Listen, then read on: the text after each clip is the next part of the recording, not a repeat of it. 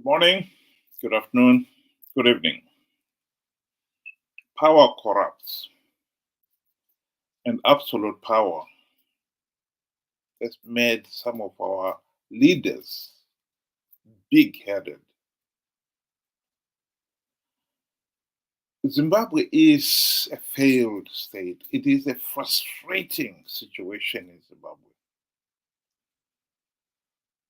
And what is more frustrating is that we don't seem to know what to do about it, how to get out of the mess.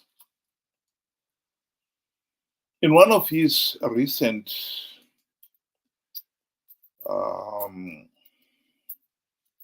idiotic remarks, Vice President Chiwenga accused Nelson Chamisa of being immature and a self-centered man who should be heading courts.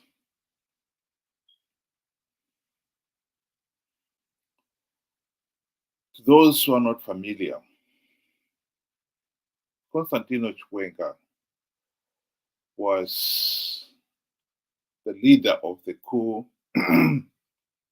that ousted Robert Mugabe in 2017. He was the commander of Zimbabwe's defense forces, a position he relinquished to become vice president.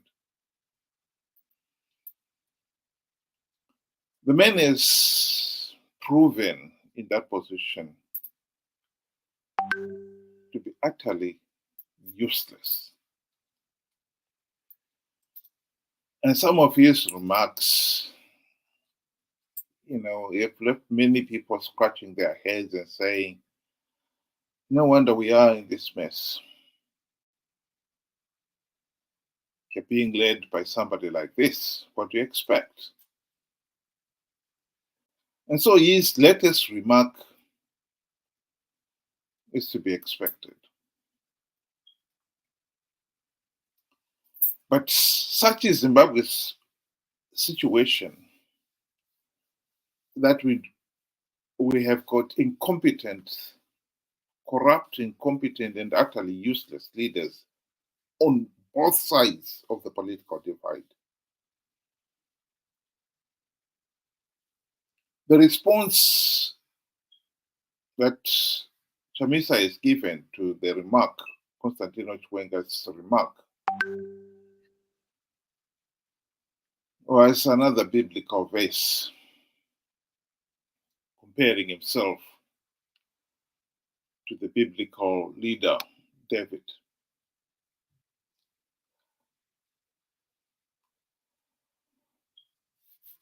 It's game on, said Chamisa. Do you know that the Goliath David was defeated by David, the God-hater, and a mere shepherd? Hashtag God is in it.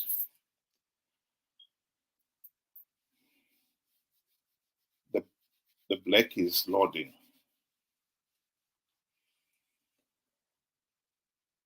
This is desperately annoying and disappointing. We have been caught up in this cycle of this MDC leader who somehow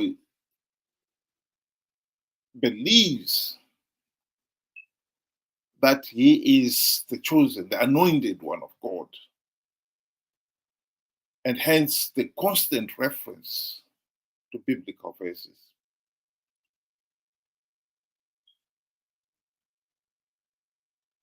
He has claimed again and again that he was going to defeat Zanu PF and claim that God is in it. And yet again and again, it's failed. Why he keeps evoking God? Beggars belief. Last year, He was warned the opposition should not participate in these flawed elections.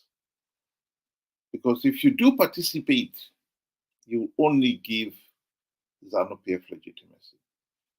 Indeed, this position is not new.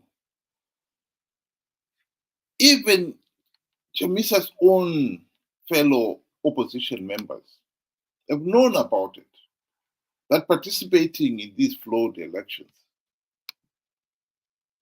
is idiotic, to say the very least.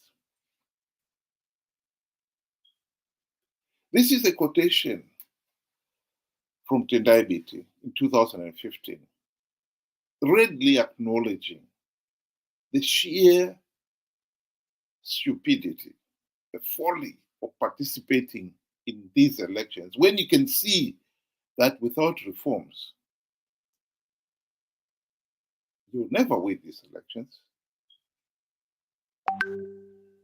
And that participating is only giving Zanu PF legitimacy. No doubt Tendai Biti was trying to appeal to his fellow opposition members there.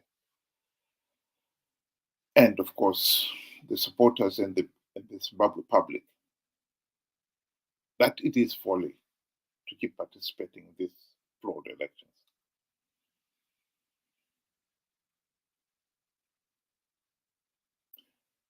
But David Coulthard went one step further and explained why the opposition, regardless of seeing for themselves that it is folly participating in these flawed elections, have continued to participate in these flawed elections.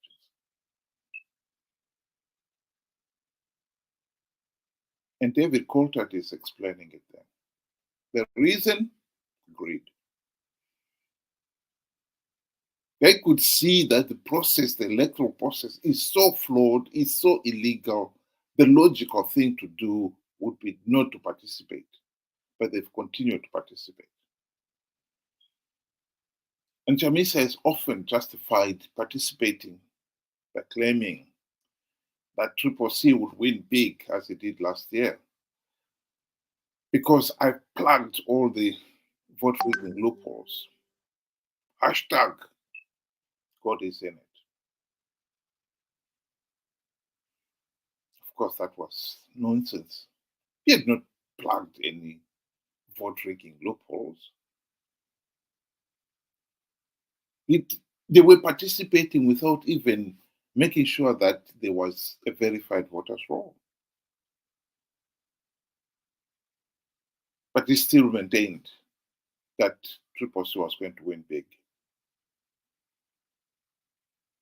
The main reason, of course, is what David is saying there. Greed. The opposition have always known that Zanu PF will give away a few gravy train seats as a reward for those who participate. And that they found irresistible. What is shocking is that the ordinary Zimbabweans, including some of the intellectuals, have again and again believed Chamisa's claim that the opposition would win. They've been conned into believing the lie that Triple C was participating with any hope of winning.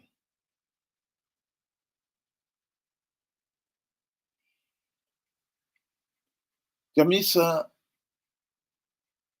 participated last year, and as expected, ended up giving Zanu PF legitimacy. We are in this mess because the opposition participated. We are in this mess because people were foolish enough to believe in the opposition.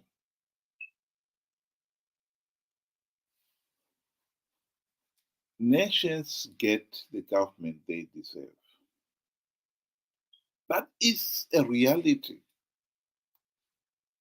And for somebody to keep on claiming that they are inspired, they are God's anointed, that they are the modern day David who are going to defeat Goliath, because hashtag God is in it. And you keep on believing that lie. Even after 23 years of the opposition being in power, including the 5 years when they had the golden opportunity to implement the reforms and failed to implement even one. And you keep on participating even when you've been warned that participating will only give legitimacy to Zanu PF. That beggars belief.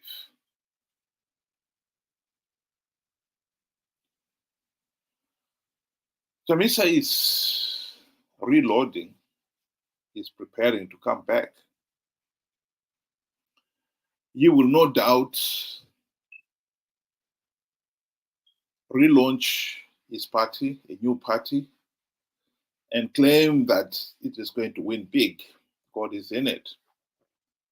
And the people, as happened last year, nearly 2 million participated, believing that Chamisa has come up with a strategy of winning rigged elections. The normal thing, the more rational thing, is that we should implement democratic reforms to ensure free, fair, and credible elections. Elections should be free, fair, and credible. The rules are there for a purpose.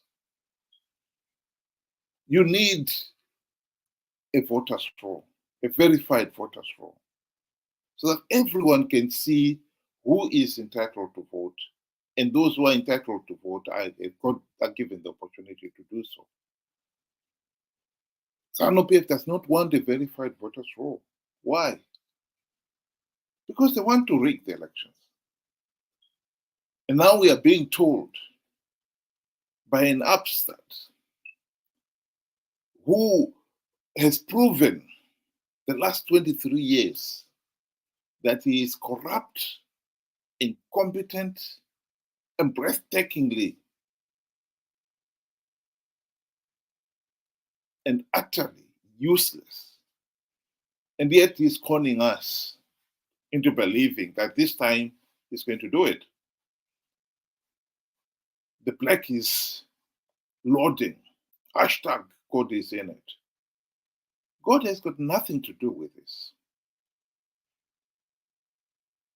One of the things that I've learned is that God does not do for men what men can do for themselves. Particularly in a situation here where, if anything at all, we are putting God to the test. We want God to help us win rigged elections. That is putting God to the test, surely.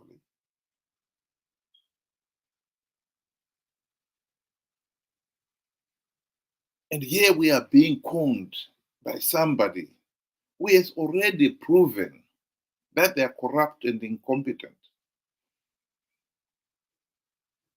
That's because he claims that God is in it. If people deserve to suffer, I honestly believe that people of Zimbabwe deserve to suffer. There is nothing complicated about making sure elections are free, fair, and credible. Particularly after 44 years of rigged elections. Surely that should be common sense. This is not right. There is nothing rocket science about questioning Chamisa. You cannot keep on claiming that God is in it, when again and again, what you claim that God was in it did not come true. How can God be in something that is so outrageous?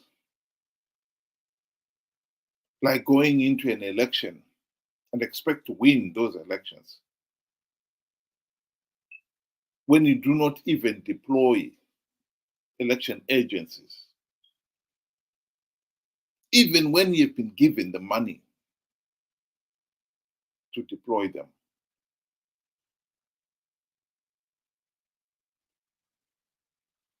And the people themselves, you still believe in somebody winning those elections without even deploying election agents?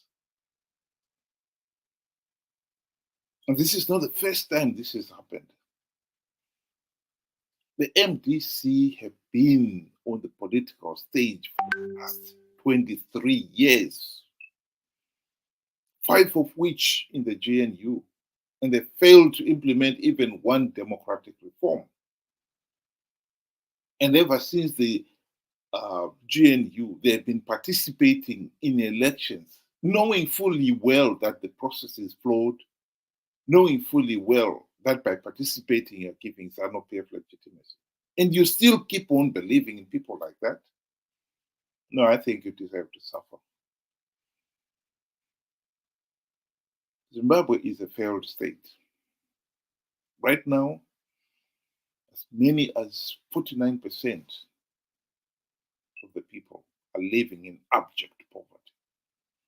And the root cause, we failed to hold free, fair, and credible elections, and hence we've been stuck with the same corrupt, incompetent, and tyrannical Zanu PF dictatorship.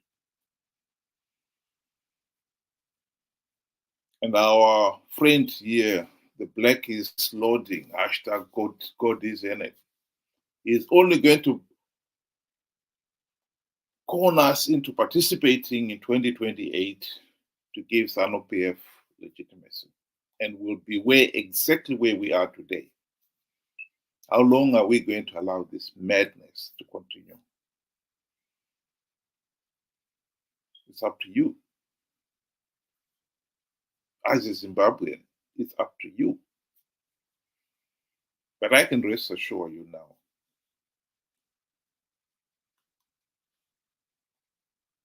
Nelson Chamisa and his MDC friends, Triple C friends, are not going to implement any meaningful democratic reform to stop Zanu PF rigging 2028 elections. They are going to con the people of Zimbabwe into participating in flawed elections to give Zanu PF legitimacy again.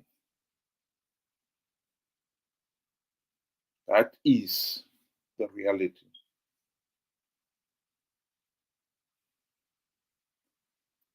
It is, of course, heartbreaking that 44 years after independence, we still can't figure that out.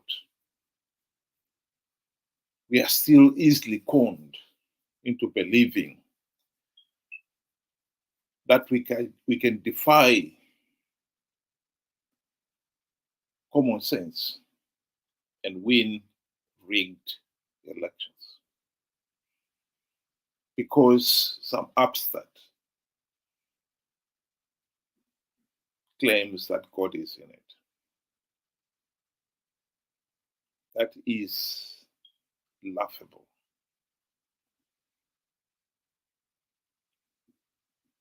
Tragic. Very tragic. That a nation can be easily conned into believing nonsense. It is nonsense.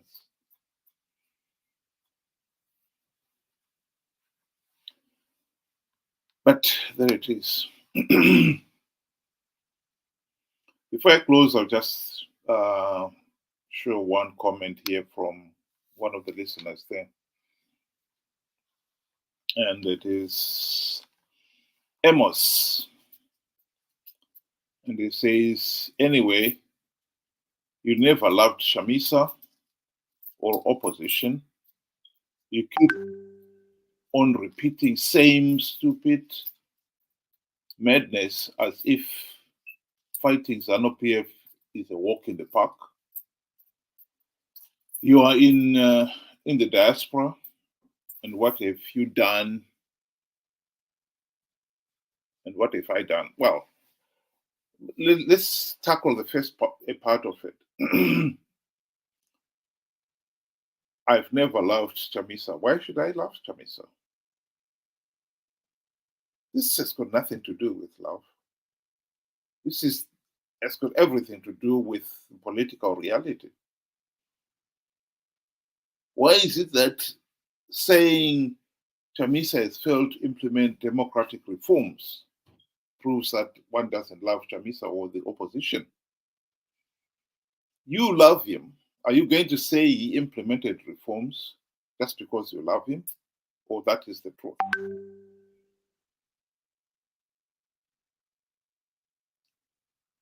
You keep repeating the same stupid madness as if fighting Zanu PF is a walk in the park.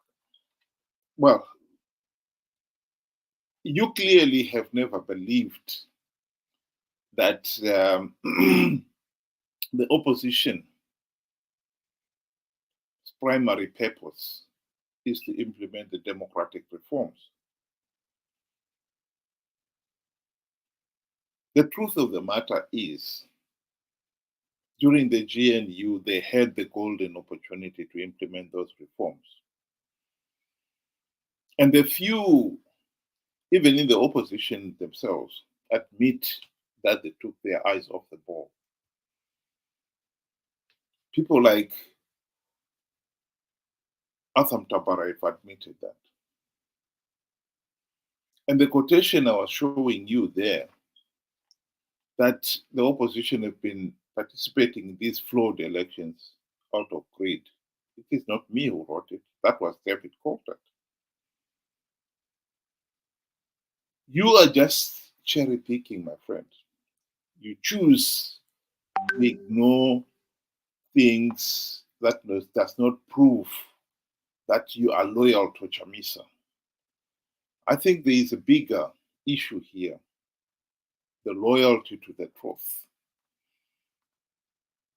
And in this particular case, it surpasses loyalty to an individual. The biggest problem with our politics is that it has produced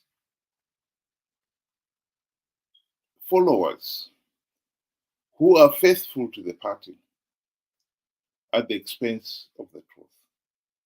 This has nothing to do with you being faithful to Chamisa or Triple C. It's just blind loyalty, irrational loyalty, I'll call it.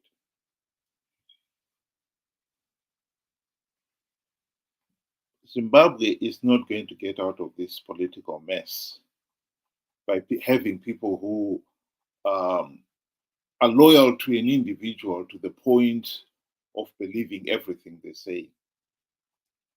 Chamisa said he was going to win big last year. He did not. Have you ever questioned him why? Or do you think he is a demigod, infallible, that he should not ever be questioned? It's a pity, really, that after 44 years, we still haven't figured out how to hold free, fair, and credible elections and how to hold our leaders to account. Of course, leaders want to be seen as infallible. And in having a gullible electorate, they found it easy to do so. I seriously think that Zimbabwe has the chance to end the Zanu PF dictatorship. But the number one task that must be carried out is to implement the democratic reforms. And after 23 years, 5 of which in the GNU, the opposition MDC failed to implement even one reform. Common sense would dictate that we should find an opposition that is competent to implement those reforms. Why some people seem to believe that the MDC, Triple C are the only opposition leaders. Beggars belief.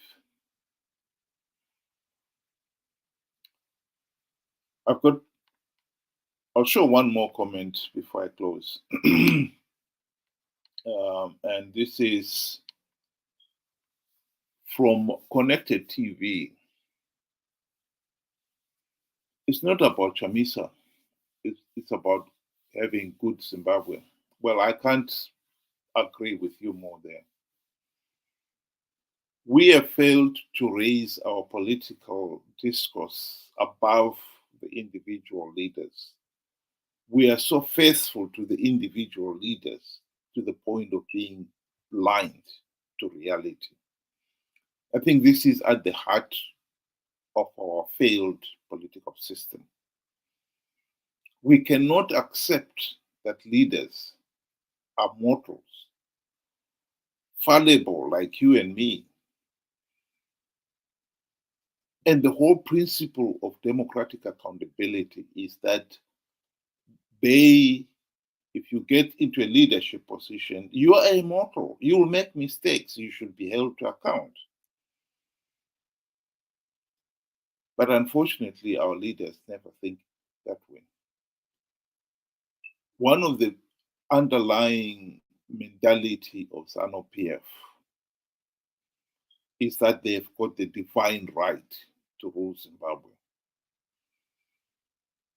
And that can only be fueled by the belief that they're the only ones who are competent to govern the country.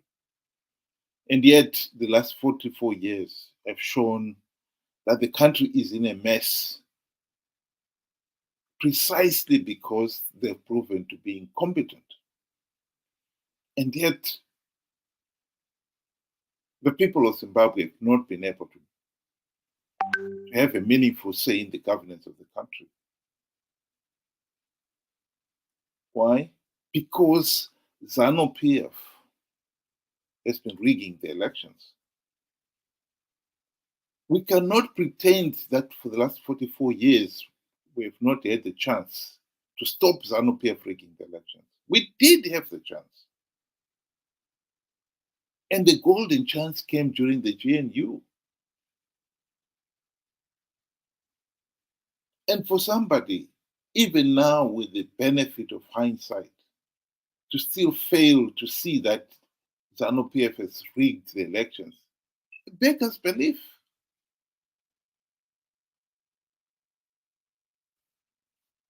I've got another comment here from Amos, and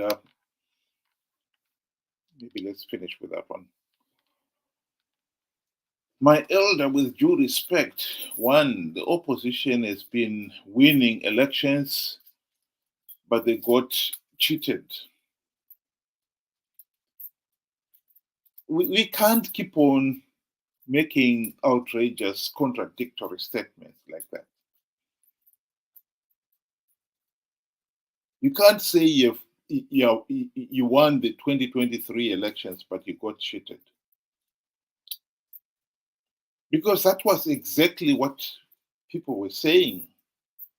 Without reforms, Zanu PF will cheat. And that is exactly what Chamisa was claiming as well, that he has plugged all the vote rigging loopholes. And when the results come, he claims, oh, Zanu PF cheated. But you claimed that you were going to you plugged all the vote rigging loopholes. So we are back to square one again. I refer you again, my friend, to the quotation I gave you. from David Coulter spoke, that the election process in Zimbabwe, they are so flawed, so illegal, that the only logical step is to say, no, we are not participating in these flawed elections. But the opposition has been participating out of greed. That seems to be a tough reality for some people to swallow. But it is true. They have been participating out of greed. That is the truth. The second point you're making there is laws of the land do not work with terrorists in Zanu PF. Well, again, if you implemented the democratic reforms, then you're taking away the dictatorial powers that Zanu PF has. That is the whole argument. Unless you're telling me that Zimbabwe is such a lost cause, we will never implement democratic reforms to take away the dictatorial powers from Zanu PF. I think that is elevating Zanu PF to the point where they are gods.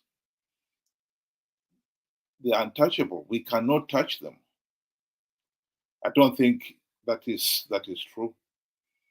In any case, the whole point is the opposition during the GNU should have implemented those reforms, and if they failed, then we'll talk about it. In this particular case, throughout the 5 years of the GNU, they did not implement even one reform. That is the truth. And why? Because Mugabe bribed them. They were all given ministerial limos, very generous salaries and allowances. For Morgan Tsvangirai, the $4 million mansion in Highlands, and they forgot all about reforms. That is a reality some of the opposition supporters out there cannot accept. History does not change just because you don't want to accept it. It is true. Amos has come up with a third point there. Let me just address it before I close. I know I'm going on to 30 minutes now. Do you think they will allow any changes to the laws that govern the electoral reforms? I take it to mean they as Zanu PF. You've got to look at, when you're talking of democratic reforms, you've got to think about the GNU, 2008 to 2018. There was no Zanu PF government. There was no MDC government. It was a government of national unity. And SADC were the supervisors, the guarantor of the global political agreement that brought the GNU about. And in this particular case, MDC's purpose in the GNU was to propose reforms. And if Zanu PF refused to implement any of those reforms, they only had to go to SADC and say to SADC, we have got an impasse here. They never did. They were happy with, so busy enjoying the benefits that Mugabe had given them, they forgot about the reforms. That is the reality that we cannot deny. And I think this argument of keeping on moving the goalpost, you had the opportunity to implement the reforms. You did not implement even one reform. Hold them to account for that. To keep on moving it and saying, oh, let's see now, can they implement the reforms now? You've lost the opportunity. Why did you lose the opportunity during the GNU? The best thing you could do now is stop participating in flawed elections, knowing fully well that it will only give Zanu PF legitimacy. That is the argument. I think we should stop going round and round in circles. Thank you very much, everybody, for joining me tonight. And I'm sorry I've got to go now. I know this is now over 30 minutes long. And I hoped that it was only going to be about 15 minutes. But we'll do so again tomorrow. Thank you very much again. And have a good day.